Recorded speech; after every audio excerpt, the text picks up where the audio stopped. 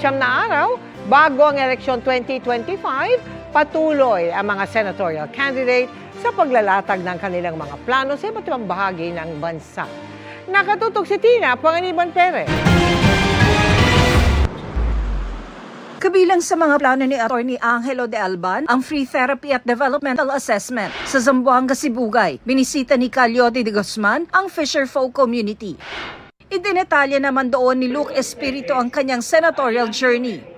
Nagpaalala si Senator Bongo sa banta sa kalusugan ng mainit na panahon. Agrikultura ang bibigyang prioridad ni Senator Amy Marcos.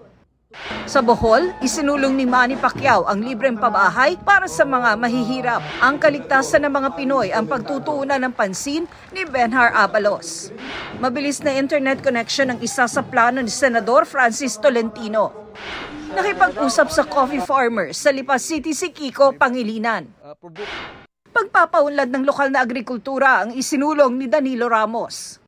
Kinumusta ni Ronel Arambulo ang mga nagtitinda sa Lipunan Public Market. Nakaisa sa Kabute Festival sa Cavite si Senator Ramon Bong Revilla. Kabuhayan na trabaho ang isinusulong ni Congresswoman Camille Villar.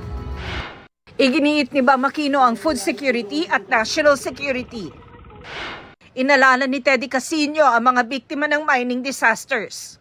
Dinalakay ni Franz Castro ang kahalagahan ng collective bargaining agreement at pag-uunyon.